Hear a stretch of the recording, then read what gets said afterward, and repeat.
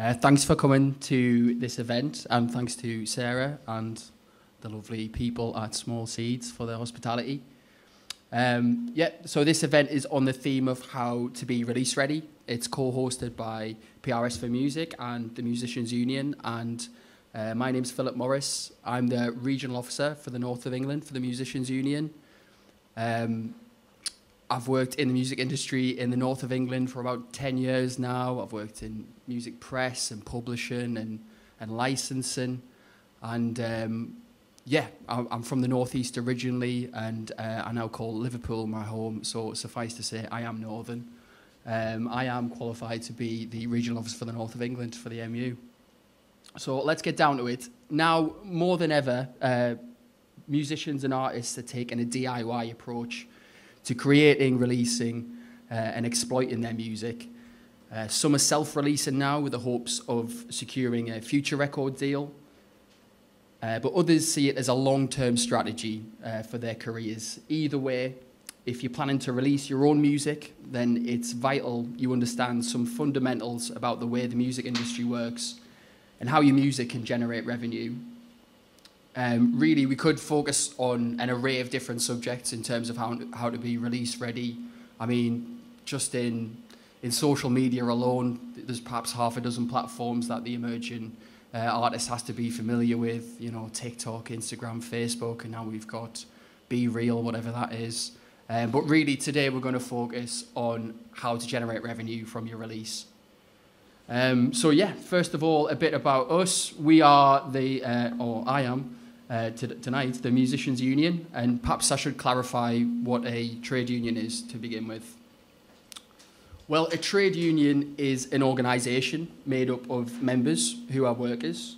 It brings people together to make their lives better, to win better pay, to ensure safer and more inclusive workplaces, and to improve access to skills and training, exactly like what we're doing here tonight. Trade unionists look out for each other, and when a group of workers act and speak together, their employer has to listen. Unions in general are having a bit of a resurgence at the moment because of the difficult economic situation that we're in. I'm sure you might have seen this gentleman on TV recently lambasting the media. This is the straight-shooting, straight-talking Mick Lynch of the RMT union. Perhaps you've had your train cancelled recently because of industrial action. Well, Mick is the General Secretary of the RMT union, which is the Rail, Maritime and Transport Workers Union. And he's currently taken industrial action to improve the pay and conditions for his members. Now, we at the MU do exactly the same thing, although admittedly we don't go on strike much. And that's mainly because you guys in the room are mainly self-employed or freelance. It's only really the orchestras and theatres that kind of have that ability to take industrial action because they're in full-time employment.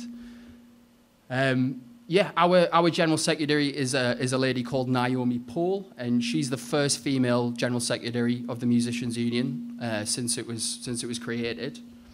And we're all very proud to serve under Naomi. She was actually, her appointment was announced on International Women's Day earlier this year, so nice timing on that. The Musicians Union is formed by a group of musicians, and we work in the collective interest of our members. We look after our members' employment or work interests by negotiating agreements with engagers on things such as pay and conditions.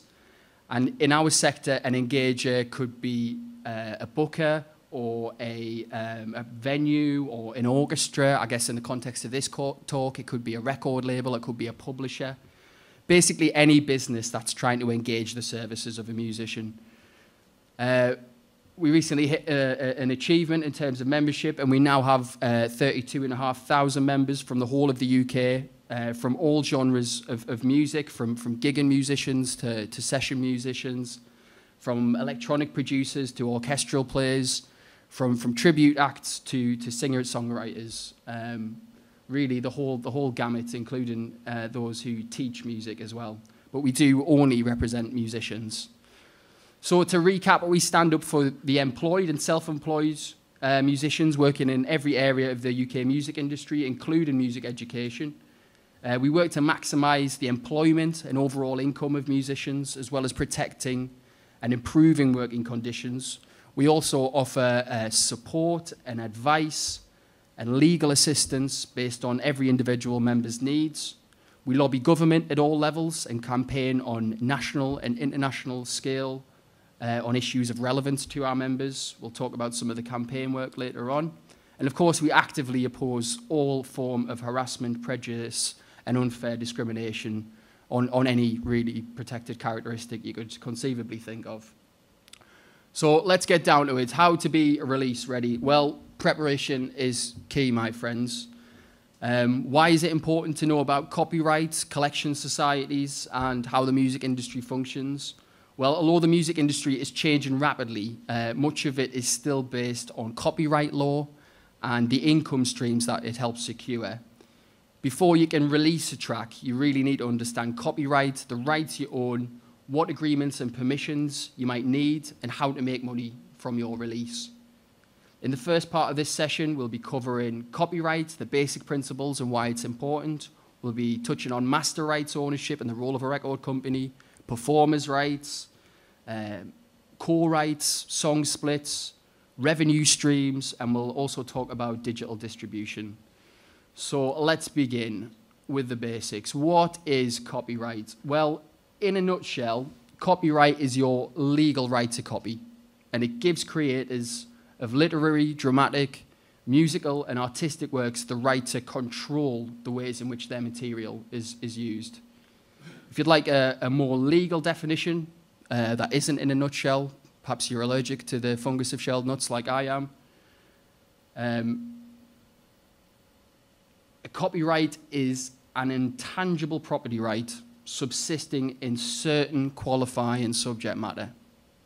Sounds heavy, that, doesn't it? Let's unpack that a little bit. What do we mean by property right? Well, we mean the legal ownership of resources and how they can be used. Copyright is therefore a form of legal protection, and copyright law lays out a framework of rules around how that work can be used. It sets out the rights of the owner as well as the responsibilities of other people who want to use the work. For a work to qualify to be protected under copyright, it must meet two criteria. The first one being it needs to be original, or in the sense that it exhibits the author's own intellectual property, which means that it was not copied from any other source. So in terms of music, that means your bars and not somebody else's bars. And two, it needs to be fixed in a tangible medium of expression, which means that it exists in some reasonably permanent or stable form so that a person could perceive it and reproduce it. In other words, it can't exist as a mere idea alone. And again, in terms of music, that means it needs to be written down or otherwise recorded in some way.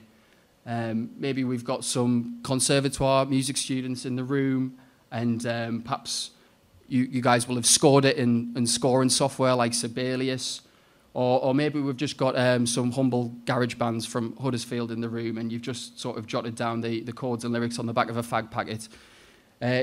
If it's your idea and it's written down, recorded in some way, then congratulations, you've created copyright. So how long does copyright last? Does anyone want to take a guess? You, young man. That's exactly right. So in lyrics and music, it's for the life of the composer, actually, plus 70 years. But as regards to works of joint authorship or works that were co-written, it's for the life of the last surviving composer, plus 70 years. So in the sense of a Beatles song, which were typically written by McCartney and Lennon, obviously John expired in 1971, Paul's still on the mortal coil. But when the Blue Meanie does finally get to Paul, then it'll be 70 years from that date. But yeah, I mean, obviously I've invoked the passing of a national treasure there, so let's move on from that. It sounds great, that though, doesn't it? You know, protecting your copyright for your lifetime plus 70 years, so your kids can benefit from the residual royalties that brings. So where did the idea of protecting an idea come from? Well, the first Copyright Act of Parliament dates back as far as the 18th century to the Statute of Anne. And basically, it came about because bootleggers were selling copies of other people's books. So in 1709, a new form of piracy was kind of enshrined in law. And it gave authors at the time 14 years to protect their copyright. Nowadays, in the UK, copyright is underpinned by the Copyright Designs and Patents Act of 1988. And this gives creators further important rights over their creations, including 5 primary infringements of copying, which include issuing copies to the public, renting or lending the work to the public, performing, showing or playing the work in public, communicating the work to the public, making an adaptation or doing any of the above in relation to the adaptation. Unlike some other countries in the world, America, in the UK, a work doesn't need to be registered to attain copyright protection. As soon as a work is written or recorded, it's automatically assigned copyright status. And just to clarify, what I'm discussing here pertains to UK law. If you guys are doing any work internationally, you know, in a different territory, that territory is going to have their own jurisdiction-specific laws, and you'll probably need to take advice on that. So, as I say, copyright is automatically assigned once the work kind of comes into existence. But in some circumstances, it can be useful to prove ownership of your copyright, and in the event of a dispute, it's good practice to have clear evidence dating from when a work was created. And one of the many questions that I hear from members at the MU is, how do you do this? How do you prove ownership in order to protect your copyright? Well, perhaps it isn't a huge concern in the modern music industry, where most of our recording is done electronically, and therefore everything is digitally time-stamped. But the classic DIY way to safeguard your copyright is simply to send yourself a copy of the recording or manuscript by special delivery, and you basically just store it unopened in a secure place until the time comes when you need to unseal that, presumably in the copyright courts. You know, you could also burn a file to a format that can't be altered. You could keep any WAV or session files with original stems, ensuring dates are clear on separate drives. You could register the work with PRS, although that won't prove copyright. It'll help, you know, provide evidence of when that was registered. And if you were really worried about protecting your copyright, you could even use a commercial copyright registration service. But like I say, it's not a huge concern, because we all you know, use Logic or Pro Tools these days to knock out our releases, and everything's kind of digitally time-stamped, so there should be a mountain of evidence to support your claim, really. So let's just kind of recap the key principles from this section. When an artist creates a work, they own the copyright, i.e. no one else can use it, distribute it, copy it, or make money from it without their permission. The author or creator of a work is often known as the first owner of copyright.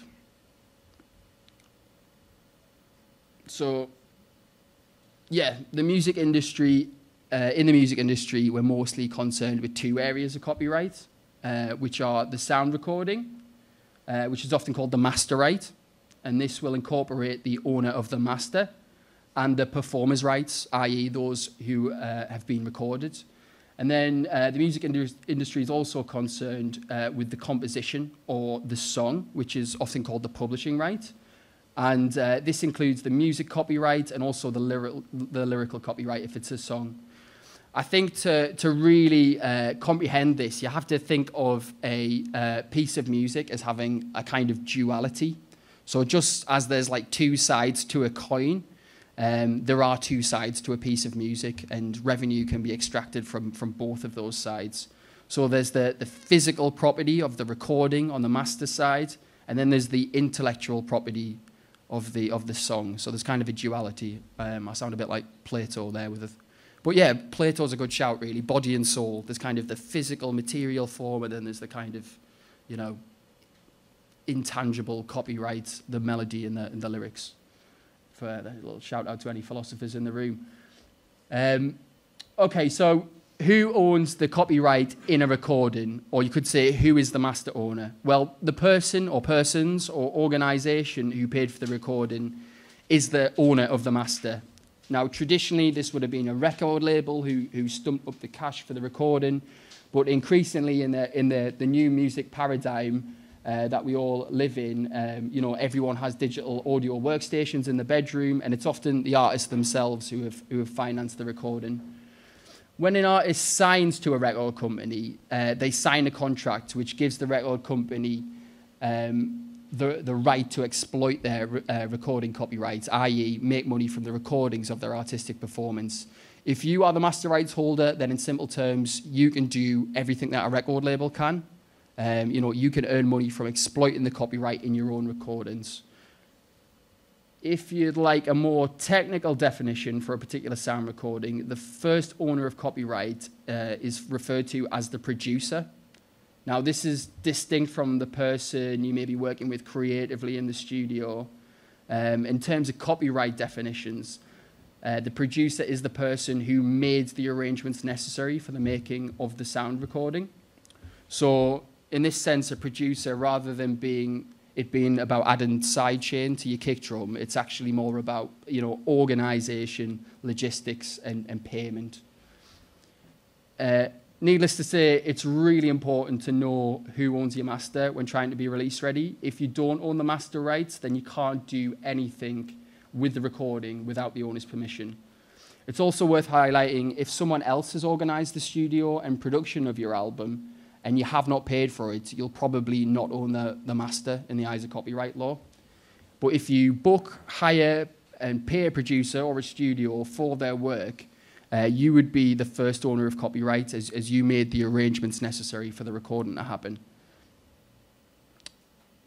If you're in a band or a group, you should certainly agree who owns the rights in the recordings, how they're used, and what happens if the situation changes. For example, if someone leaves the band or production team.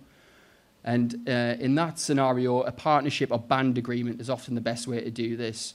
Now, just to give my organisation a little plug, MU members can have a partnership agreement drawn up for free as part of our partnership advisory service.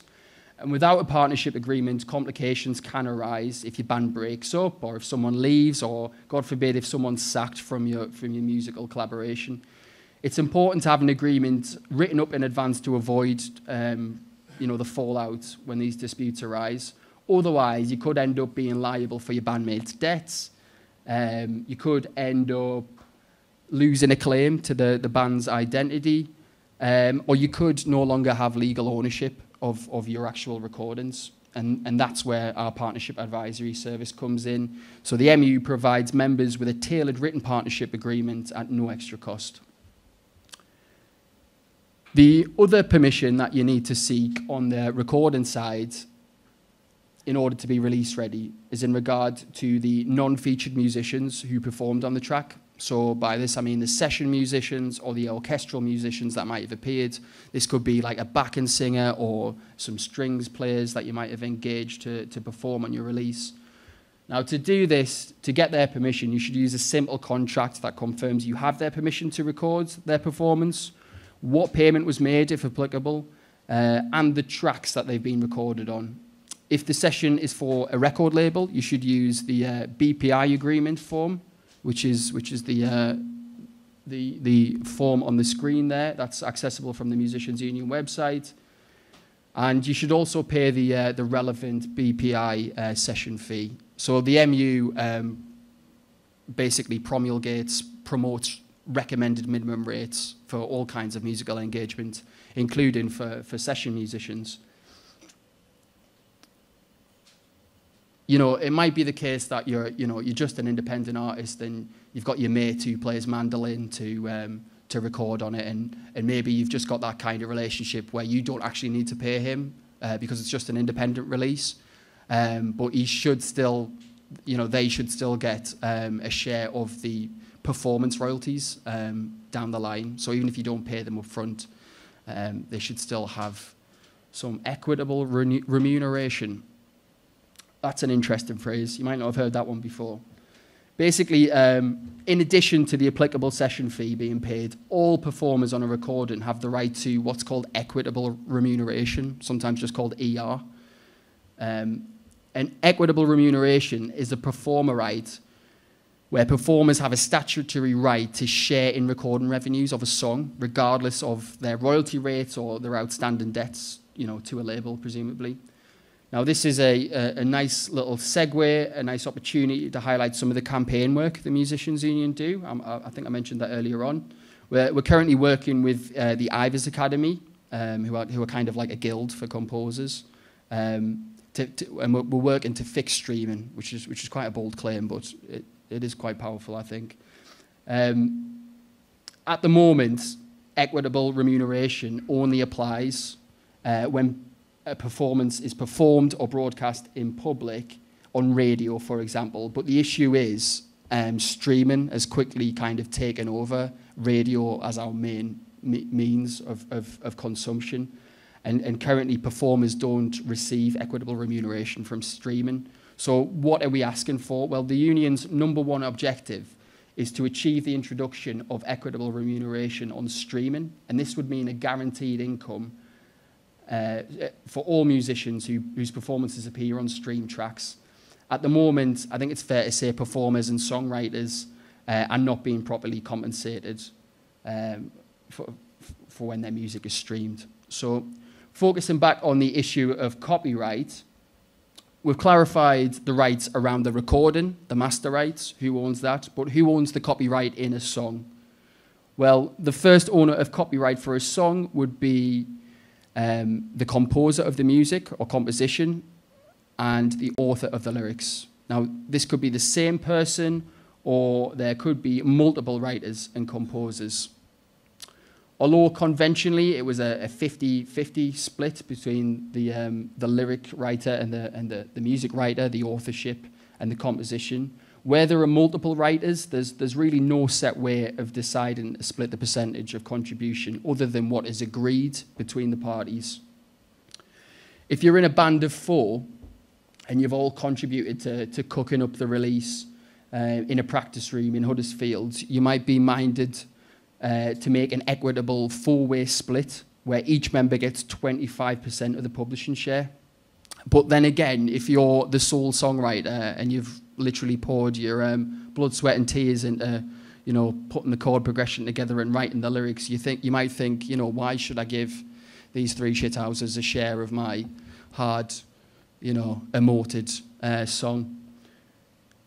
So, I mean, historically, the algebraic formula was song equals melody plus lyrics, but I think it's fair to say that that's quite antiquated. And really nowadays, any participant who's like made a meaningful contribution to the success of the music could be awarded a share of the song. And I don't mean, you know, someone just like adding some chords that are already, you know, already implied within the music, but if they've made like a meaningful contribution, like if you've got, you know, Thundercat playing bass for you, chances are he's going to really have added to the success of the song. And even though he's just a bass player who's only bridging the melody and the rhythm, he probably should have a share of the actual publishing rights.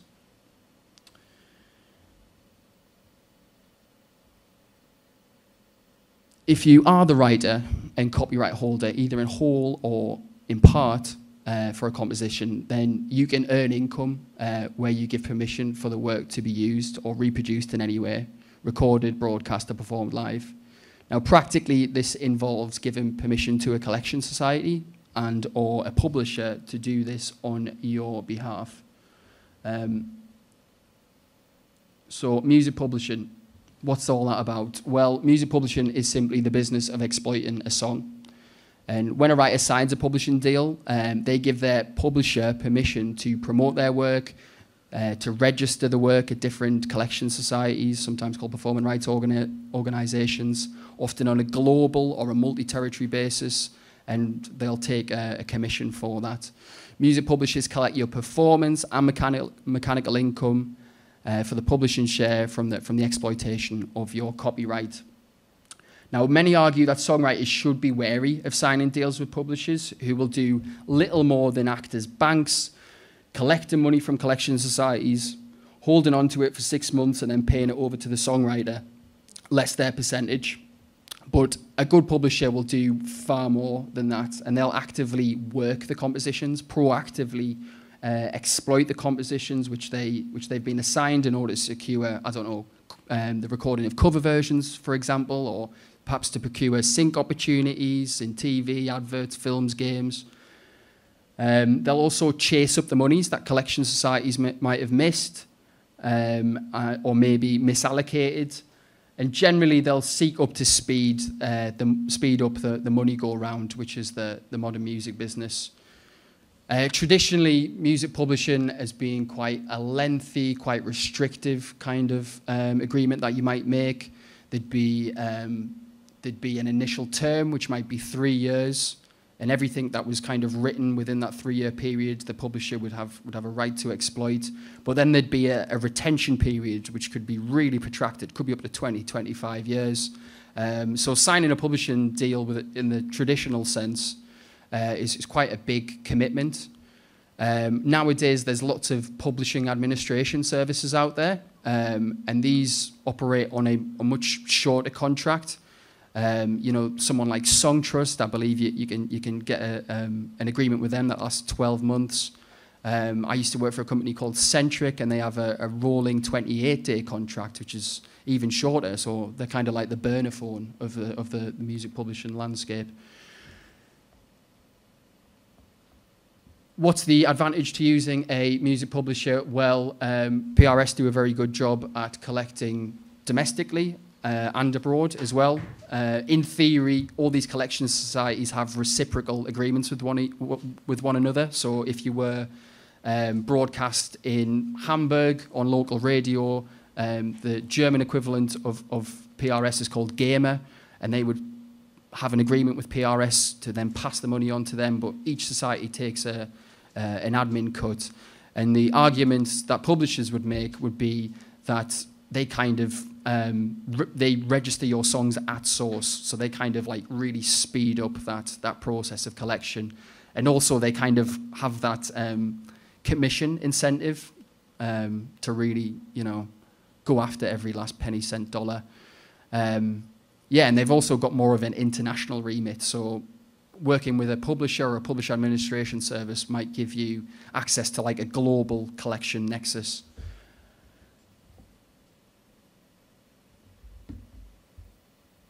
So just to recap, the music industry is most interested in exploitation of the master rights, which is the recordings of musical performances, and publishing rights, which is the songwriting or composition.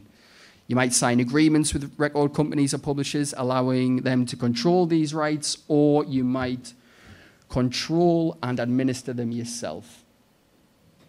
So just to round that off, let's look at a real-life example of someone who has signed over their master and publishing rights to a record company and publisher, just to illustrate how those two income streams work.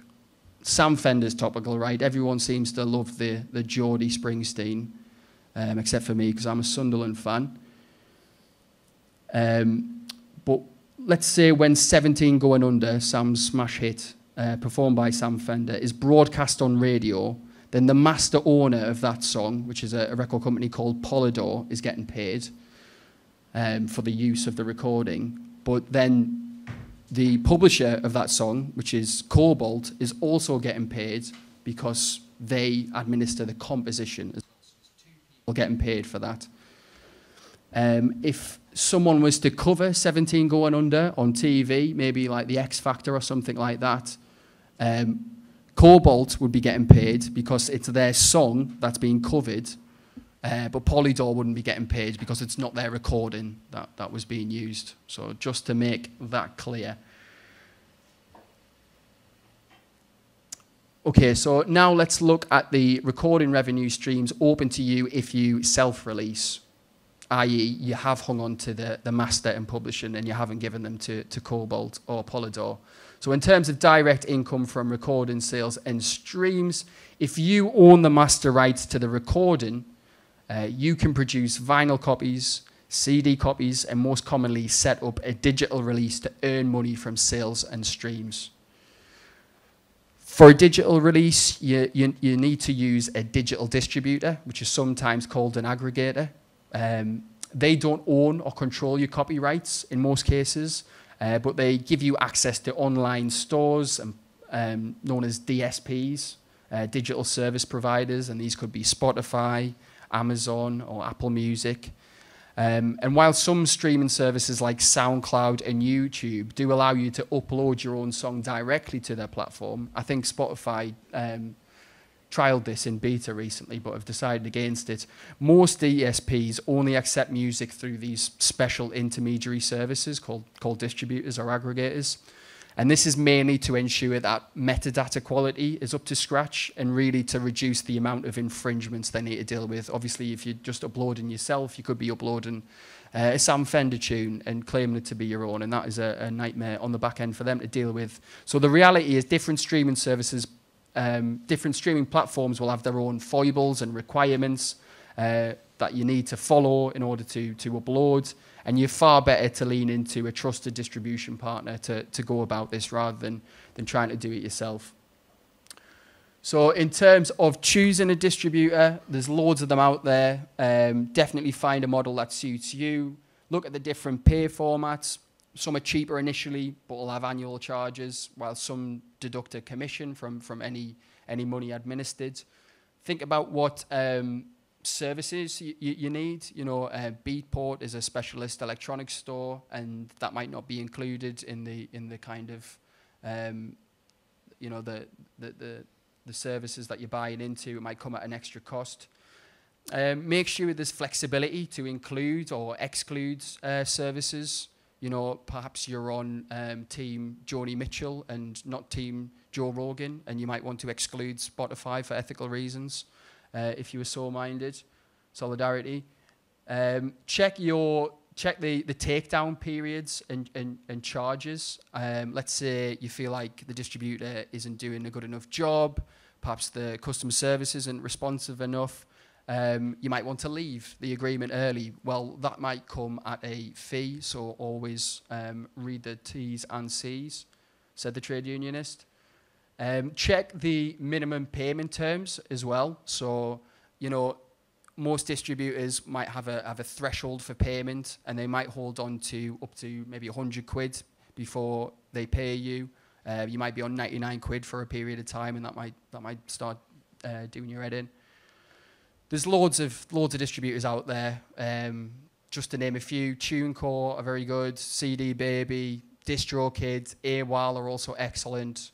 There's another one that are based in the north of England called Ditto that I would have included in this presentation, but I couldn't find a PNG. Okay, so we've covered distribution. Let's move on to collection societies.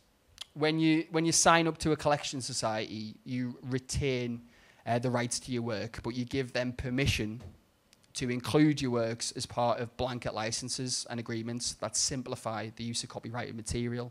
So, for example, permission to be played on BBC Radio, or you know, permission to be used in, I don't know, Emmerdale under the blanket license agreement. The collection society will collect money from the users of your work and pay it onto you. And if you didn't know, you're about to know the UK collection societies are PRS for Music, which is the Performing Rights Society. It's MCPS, which is the Mechanical Collection Protection Society, Mechanical Copyright Protection Society, and then also the Phonographic Society. And phonographic basically just means recorded music, and that is called Phonographic. What's PPL called? It's called Phonographic Performance Limited. Yeah, so beyond the direct distribution of your recordings, opportunities may arise in terms of additional uses. And I'm talking about synchronization. Synchronization's an area that I used to work in. It can be a really lucrative kind of bonus stream of income. And by bonus, I mean you weren't expecting it. So like a tax rebate or twins. It's a nice surprise. And yeah, it can be really lucrative. You know, a sync fee can be anywhere. You know, if it was licensed up front, then it can be anywhere from like 500 quid to 200k. And not only is it a really lucrative, game-changing form of income for independent artists, but it's also like a really invaluable piece of exposure. Like it's awesome to have like millions of eyeballs on your song that was used on, I don't know, Love Island or something, or Made in Chelsea. I mean, I don't personally enjoy those shows, but you know, for the music that I've placed in those shows over the years, it can be really cool for the artist because they can tell the gran, you know, look, there's my music on telly. And not only, you know, can you get a nice little kickback in terms of revenue, but you know, if you're used on one of those shows, then you're likely to see your streaming figures jump as an increase. You know, Love Island as a playlist that strange people will listen to on Spotify, so you're probably going to see your streaming figures jump through the roof as well. What else is there in terms of additional income? You might be included on a compilation, or maybe some label in Japan really likes your release and wants to expose it to a Southeast Asian audience. In most cases, these examples would involve you being offered a contract, which makes clear how your rights are affected, what control or permission they have, and what royalties, advances, or buyouts would be due as a result. Again, another plug of the MU. If you are offered a contract and you're an MU member, you could make use of our contract advisory service. And under that, the MU will get a specialist solicitor to take a look at the contract, check it works for you, and provide practical advice and guidance to help you negotiate better terms. So let's say you're offered a sync agreement, a licensing contract. You know, you guys presumably are maybe music-minded, maybe you're music graduates. You're almost certainly not legally qualified or a law graduate, and neither am I, but I have seen a lot of these over the years. So yeah, you know, you're going to be desperate to sign it. You know, you really want to succeed, but the reality is the music business is exactly that. It's a business, and you definitely shouldn't sign the first contract that you receive. You should engage a specialist solicitor. Now, I don't know if anyone's ever engaged a solicitor for any reason, conveyancing, you know, probate, divorce, but they cost a bomb. And you're getting access to a specialist music business solicitor, you know, that's included in your membership costs at the MU, so it's really worthwhile. You get an hour of his time initially, and under that period, he'll kind of annotate your contract and tear it to bits, and try and give, you know, the best possible scenario that you could achieve, which can be quite overwhelming. When you get an annotated contract back from a solicitor, you're like, oh great, what do I do with this? Well, I can, as the regional officer for the North of England, if you're in my region, you could come to me and I could authorise 3 hours additional aftercare, and under that time, you know, you could take a look at some of the revisions and try and draft those into like an amended agreement. Our solicitor could ostensibly negotiate with the other side under that time as well. So it's a really useful benefit. So yeah, just to recap the key revenue for self-release, on the master rights or recording side, you have direct income from your digital distributor, which is sales and streams. You've got public performance income from PPL, that's the Phonographic Society. Now, PPL income is split 50% to the master rights holder, and then the other 50% goes to the performers on that track. And then on the composition side or song side or the publishing rights, you have the publishing portion of digital sales from MCPS and PRS or a publisher if you're using a publisher. And you've also got the public performance income, PRS, from either live performance or broadcast. And I'm mindful I don't want to talk too much about PRS because Dan is going to go into that in great detail later on. So yeah, that kind of concludes my TED Talk. Thank you for listening. Again, just to kind of extol the benefits of the MU, we have a special offer at the moment where you can join for £1 for the first 6 months. Ordinarily, it's £20 a month, so that is quite a saving. You only pay £1 for the first 6 months. If you're a student in full-time education, maybe some of you in the room are, it's only 20 quid for the year. So like that's an absolute steal. But yeah, if you've got any questions, I'm happy to take them. Otherwise, please have a little poke about on the MU's website. I think I forgot to mention there when we were talking about songwriting splits, there's a song share agreement that is freely available on the Musicians Union website, even for non-members. And that's a really useful sort of template when you're trying to define everyone's shares and contributions. So definitely have a butcher's, even if it's just for that.